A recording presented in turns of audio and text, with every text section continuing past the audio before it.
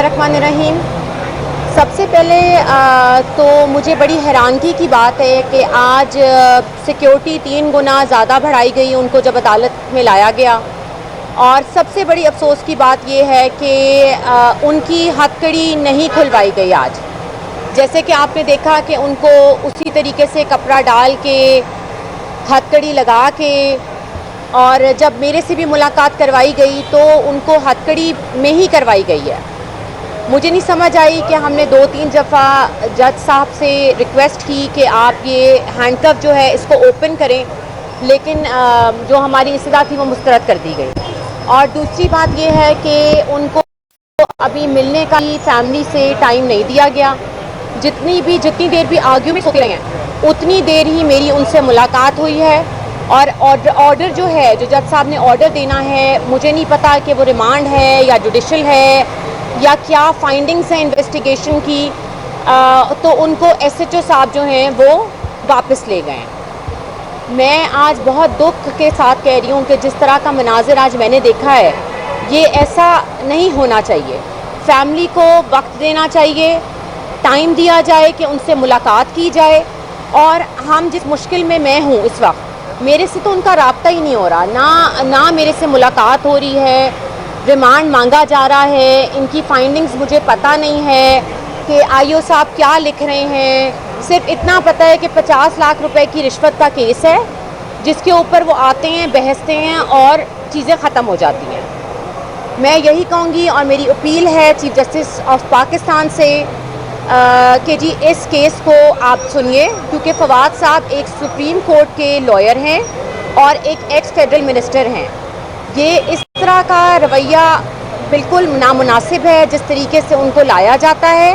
कानून के दायरे में रह के हम कानून को फेस करेंगे, हम हर तरह कोऑपरेट करेंगे। हम कहीं मुल्क से बाहर नहीं जा रहे, हमारे नाम नो फ्लाई लिस्ट में है 10 मई से, मेरा और फवाद साहब का।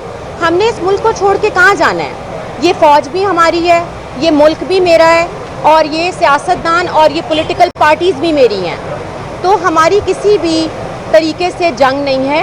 अगर कोई फाइंडिंग IO साहब देते हैं इस केस में और अगर किसी तरह का कोई हमारी तरफ से कोई पैसे निकलते हैं जो कि वो कह रहे हैं, तो हमें बताइए, तो इसको आप रिलीज़ करें और अपनी फाइंडिंग्स दे के इस केस को आगे बढ़ाइए।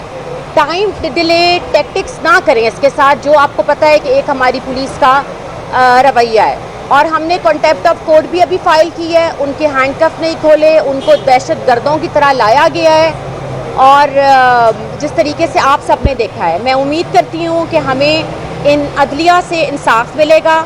मेरी प्राइम मिनिस्टर इंटरिम अनवारुल हक साहब से रिक्वेस्ट है कि वो इंटरवीन करें इसके अंदर। मैंने उनके ऑफिस में रिक्वेस्ट डाली हुई है कि वो मेरे से मुलाकात का मुझे टाइम दें।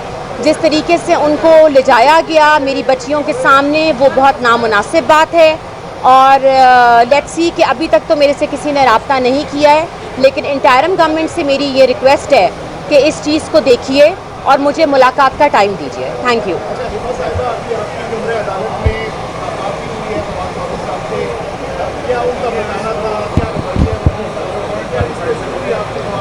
अभी उनका ब्लड प्रेशर बहुत हाई हुआ था। I will send the tablets to him. और आप लोगों ने भी देखा है कि जिस तरीके से उनको लाया गया है, वो आपकी आंखों ने भी देखा है सब कुछ मनाजिर। तो मैं इसके ऊपर क्या कमेंट करूं आपको? मैडम, ये कहा जा रहा है कि वो पाकिस्तान पार्टी में ज्वाइन के बाद नहीं जा रहे, इस वजह से गिरफ्तार किया गया। ये आपको कौन कह रहा है? ये आपको कह कौन रहा है? मुझे नाम बताइए। ज़राए नहीं होते। I need the name. मुझे नाम बताइए कौन कह रहा है। ज़राए नहीं होते कुछ। मैं उसको नहीं मानती कि ज़राए है कि क्या है। जो केस है इस वक्त मैं उसकी बात करूँगी।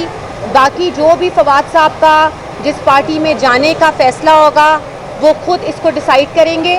इस वक्त कोई भी हालत नहीं है कि हम किसी किस्म का बयानबाजी करें, क्योंकि मैं बहुत एक दुख और गम से गुजर रही हूँ। मेरी कोशिश यही है कि हम जितनी जल्दी हो सके उनको अदालतों से रिलीफ दिलाएं। और मेरी फिर चीफ जस्टिस ऑफ पाकिस्तान से अपील है कि मुझे मुलाकात का टाइम दिया जाए, मुझे मेरी बच्चियों को मिलवाया जाए, मुझे उनसे मिलवाया जाए। बेशक आप इंक्वायरी अपनी रखें, लेकिन मुलाकात ज़रूरी है। Thank you.